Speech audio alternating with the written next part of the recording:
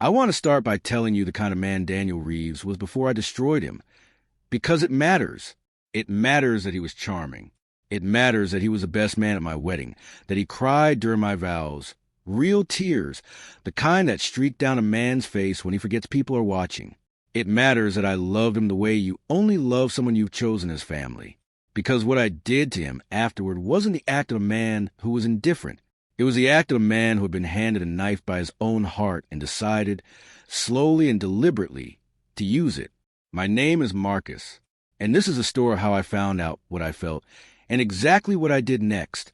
Daniel and I met in college, freshman year, two broke kids crammed into a dorm room that smelled like old sneakers and ambition.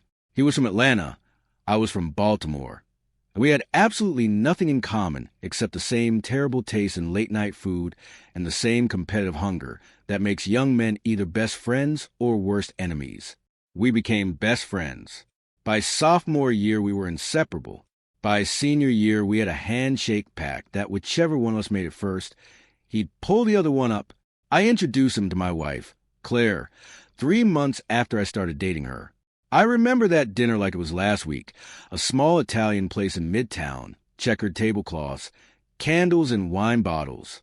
Daniel was already there when we arrived, standing up to greet her with that smile of his, wide and easy and immediately disarming.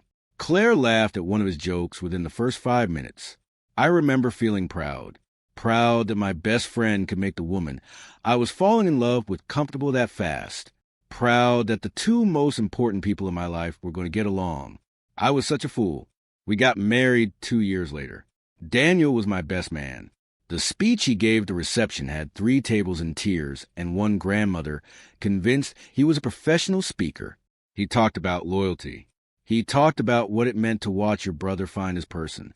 He said, and I remember this word for word because I played the video back so many times in those dark weeks after, he said, Marcus doesn't just deserve happiness. He's the kind of man who earns it every single day. And I'll spend the rest of my life making sure he keeps it. I've thought about those words more times than I can count. The years that followed were good. Not perfect, no life is, but genuinely good. Claire and I built something real. We bought a house in a quiet suburb north of the city. We argued about furniture and made up over takeout. She got promoted twice. I launched a consulting firm I'd been planning since I was 22. Daniel became my first client, then my loudest advocate, the person who referred 3 of my biggest accounts. He was at our house most weekends. He knew where we kept the spare key. He had his own coffee mug in our cabinet, a stupid blue one with a chip on the handle that nobody ever threw away. The thing about Betrayal is that it rarely announces itself. It doesn't arrive wearing a villain's coat. It tiptoes into the side door, dressed in familiarity, smelling like someone you trust. I found out on a Tuesday, not through a confession, not through some cinematic confrontation. I found out because I came home early from a 2-day trip to Chicago, a client meeting that wrapped up faster than expected. And I walked into my own house and found evidence so plain and so devastating that my brain spent a full 30 seconds refusing to process it. I won't dwell on the details because the details aren't the point. The point is what I felt in that moment. Standing in the hallway of the home I had built, with the life I had worked for arranged around me like props in a play I hadn't auditioned for. The first thing I felt wasn't rage. People always assume rage. It was something quieter and far more dangerous. It was clarity, a cold, crystalline, almost surgical clarity, the kind that strips away every illusion and leaves you looking at the architecture of your own life without any of the comfortable wallpaper. I left before either of them knew I was there. I drove to a parking lot 2 miles away and sat in my car for 4 hours. I didn't cry. I didn't call anyone. I thought about every weekend Daniel had spent in our house, every business referral, every birthday dinner, every time he had clapped me on the back and said, "Brother, you've got everything." I thought about Claire, the woman I had chosen, the woman I had promised, the woman I had believed in completely, and I thought about what I was going to do. This is the part where most men make their first mistake. They act immediately. They let the wound drive the weapon. They send the angry text, make the tearful accusation, cause a scene that costs them more than it cost the person who wronged them. I had watched enough of the world to know that revenge executed in emotion is revenge that backfires. I was not going to make that mistake. I went to a hotel that night. I booked it for a week under the pretense of a work project. I told Claire I'd extended the Chicago trip. She texted back a heart emoji and told me to get some rest. I stared at that message for a long time. Over the next 72 hours, I did 3 things. I called a divorce attorney.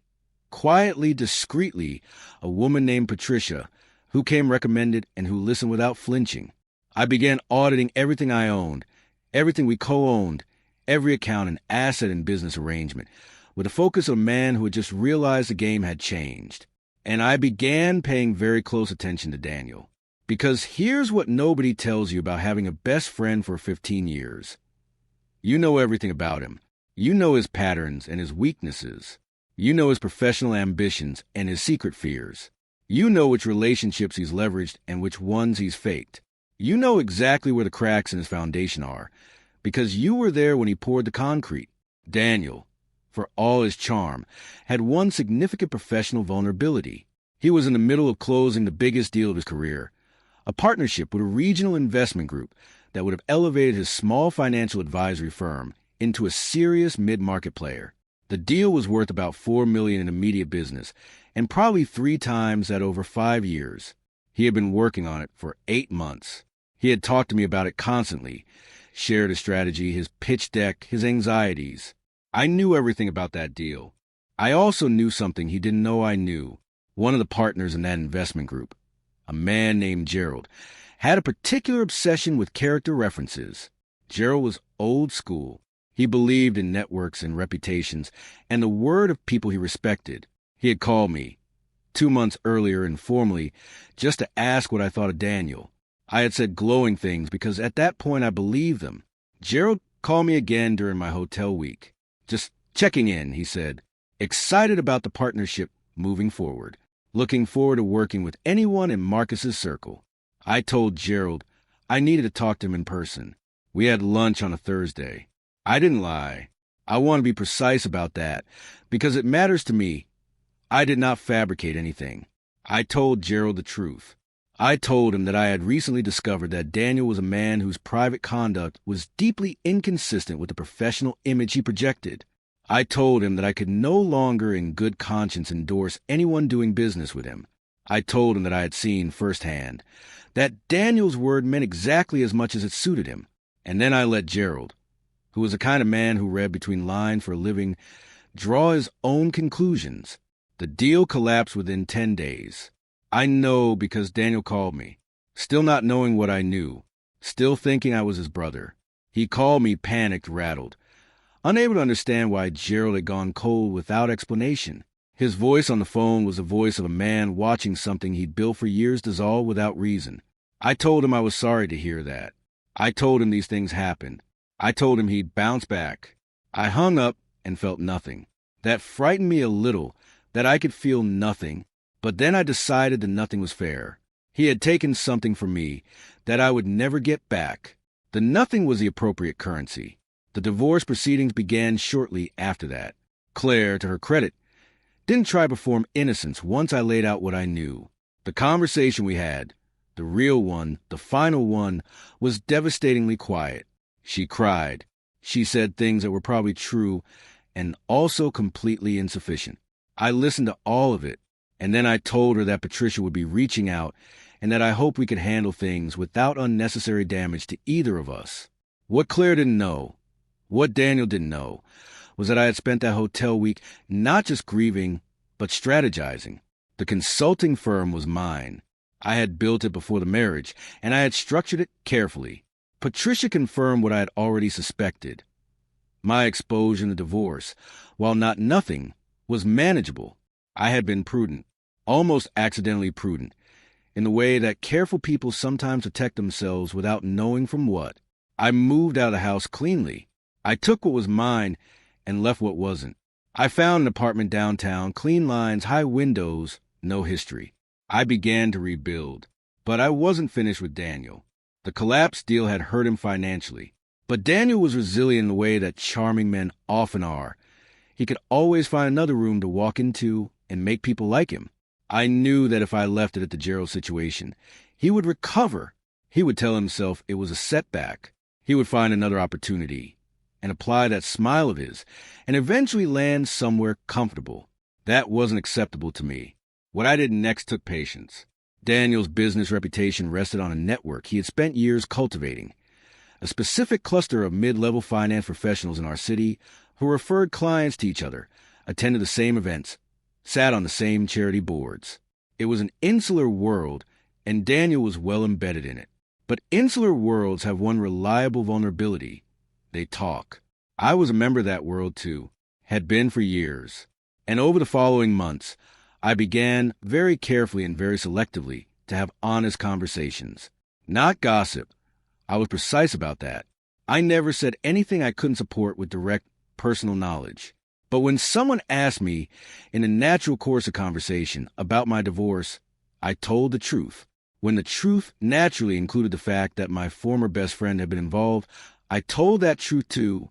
I let people connect the dots that were already there to be connected. The finance world is small and has a long memory. Within 6 months, Daniel found that doors he expected to open were staying closed. Referrals that once flowed naturally had dried up. Invitations to the right events stopped arriving. He couldn't pinpoint why. That was the elegant part of it. There was no single accusation he could confront or refute. There was only a slow, ambient cooling, a sense that something had shifted in the atmosphere without anyone saying exactly why. He reached out to me again around month 5, wanted to get lunch. He said he felt like something was off and he couldn't figure out, and he just needed to talk to someone who knew him. I agreed to the lunch. I sat across from him in a restaurant, not unlike the Italian place where I'd first introduced him to Claire. He looked tired, not broken. Daniel was too resilient for broken, but tired in the way of a man who'd been fighting headwinds he didn't understand. He ordered the same thing he always ordered. He still had that smile, though it was working harder than it used to. He told me about the deal collapsing, about a few other things not panning out, about a general sense of wheels spinning.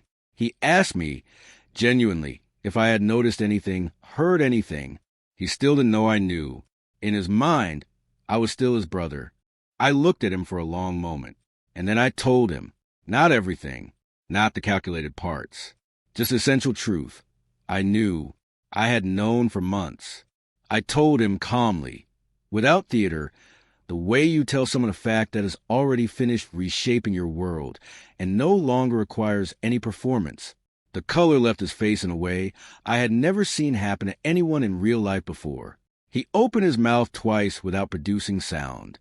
Then he said my name. I told him that I didn't want his explanation. I didn't want his apology. Both of those things were for his benefit, not mine, and I had decided I was no longer in the business of providing Daniel Reeves with things that benefited him. I told him that I hoped, genuinely, that he would find a way to be an honest man going forward. And I put enough cash on the table to cover both our meals, because I wanted to be the kind of man who still did that. And I walked out. He tried to call, multiple times, over the following weeks. I didn't answer. There was nothing left to say. The question I've been asked by the few people I told the complete version to is whether I feel guilty, whether I think what I did was right. Here is my honest answer. I don't sort into right and wrong anymore. Right and wrong feel like categories designed for situations less complicated than the one I was in. What I know is this: I was precise. I didn't fabricate. I didn't perform. I didn't lose myself in rage or spectacle. I acted from a place of cold knowledge, and everything I did was something he, through his own actions, had made possible. What I also know is that the person I'm most honest with about all of this is myself. I didn't ruin Daniel's life because I was a righteous man executing justice. I did it because I was a man in pain who happened to be organized about it. I did it because 15 years of trust had been handled like it was nothing, and something in me refused to let that be nothing. Do I think about him? Sometimes. I think about the man he was before he was the man he turned out to be, or maybe those were always the same man, and I was just not looking closely enough. Do I think about Claire? Yes, more than I expected to, and less painfully than I feared. She has her own life now. I have mine. There's a version of grief that eventually becomes just weather, present but no longer emergency. The firm is doing well. Better than well, actually. There's something clarifying about having your illusion stripped away. It focuses you in ways that comfort never could. I work with people I have actually vetted now. I trust slowly. I watch closely. I know the difference between a man who is loyal and a man who is performing loyalty, and I know it costs you nothing to wait and see which one someone actually is. I'm not in a hurry anymore. Not for anything. Last month, I ran into someone who had worked with Daniel, past tense. That construction tells its own story. Who mentioned without my prompting that he had moved to another city, started over. Starting over at our age in his field, with the professional footprint he now had, would not be easy. I heard this, and I felt something I didn't immediately know how to name. It wasn't satisfaction exactly. It wasn't guilt either. It was something more like the feeling you get when a long equation finally balances. Not joy, just completion. The blue mug with the chip on the handle is still somewhere in that house that is no longer mine. I hope Claire threw it away. But knowing the way both of them operated, I suspect nobody ever did. Some things just sit there in the cabinet of your life, chipped and purposeless, long after they stop being useful to anyone. And the thing about a mug like that is, the chip was always there. You just had to stop being too comfortable to notice it.